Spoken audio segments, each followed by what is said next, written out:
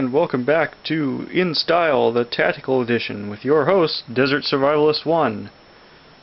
No, we're sort of joking on that one, but seriously, don't pick your gear based on what's popular or what the hot camo style is. Pick it according to what your needs are for your environment and the amount of gear you need to carry and so forth. You may end up with what's popular, you may end up with what's not popular, but that's what this series has been about.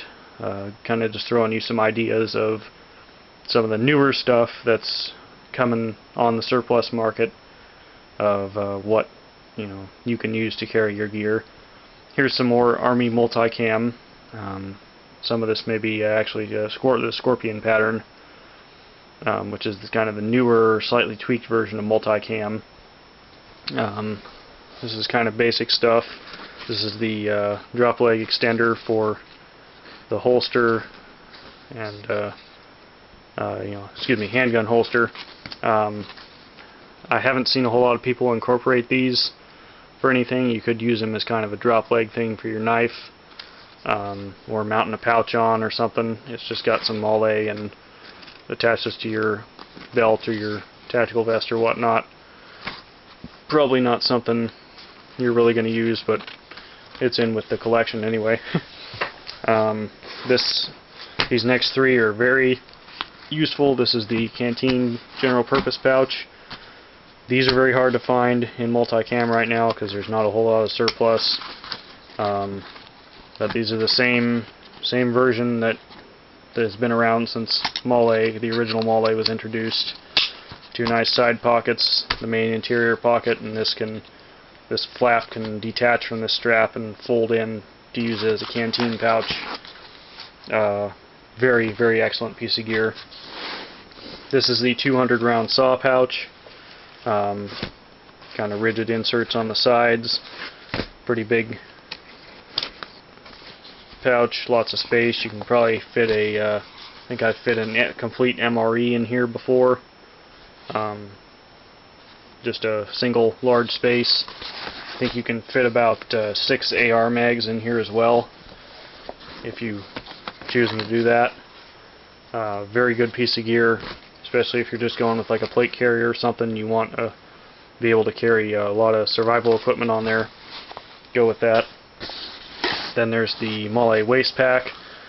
Again, this is the same as it's been since Mole came out back in the late 90s. You can kind of see this is one half of it, but it has a large waist buckle that's stored in this little pocket here, or it has Mole tabs to attach to either the bottom of the assault pack or the medium ruck or the main ruck, or you can attach it to the back of the fighting load carrier with those, or you can just kind of keep those there and carry it as just like a fanny pack. And it's got just one, kind of hard to unzip, but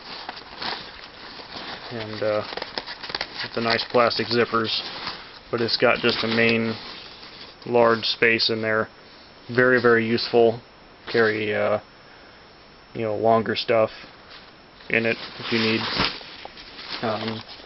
Now that's kind of the main stuff for the Army gear, but there's another aspect of the Army Mole gear that not a lot of people know about, and I haven't really seen anyone incorporate this into their prepping loadout, but that is the Army Air Warrior system. And this is the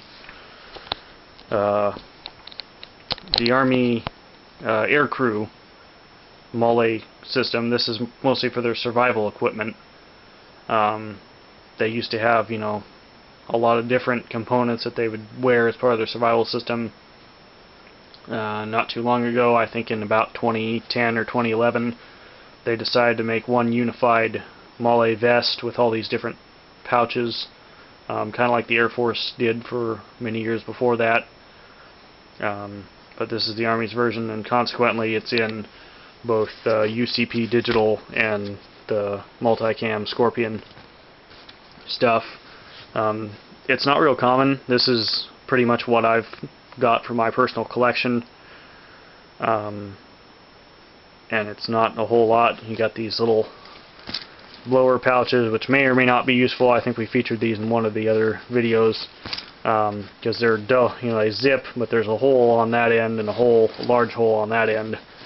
I'm not entirely sure what those were, what a blower is. Probably an oxygen bottle or something. But there's those.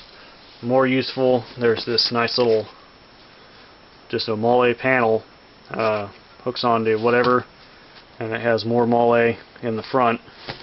You could technically use these for mounting stuff on your wall, or if you have one of those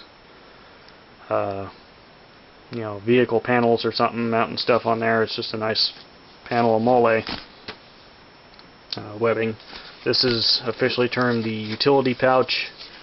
It's a square zip pouch, pretty small, and a lot of the AirWire stuff has this weird wraparound mole where it buttons kind of on the bottom of the pouch more than on the back.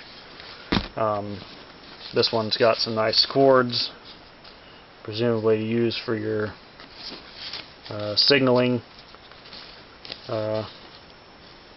device, or keeping something secured in there. That's kind of useful. I haven't seen one in multicam yet. I'm sure they made them though. This is the multi-purpose pouch. It's a very thin pouch, probably about the right size to hold a tourniquet or a flashlight or glow sticks or something. And it too has kind of that hookup grommet in there where you could rope something to it inside if you don't want it coming loose when you take it out of the pouch. And this is the M4 magazine pouch. It's kind of not a very good design, definitely not for hasty quick reaction combat or close quarters combat or anything. This one's contract dated it's like 2009, or no wait, here we go, 2003. So two different snap adjustments. It's a pretty wide pouch, so I'm gonna guess it's able to keep 2 magazines in there. You really might be able to stretch, as kind of a stretch, get 2 PMags in there, but it's just this top is very constricted getting the mags out, and it's a very deep pouch, so not the best for magazines perhaps, but maybe for some other taller stuff it would work. But the AirWire stuff is definitely something you should take a look at. I haven't looked at the whole system. I'm sure there's probably pouches I don't have that would be more useful, but this is also just some helpful suggestions on stuff you may want to incorporate in your gear. And we're on to part 6 next time.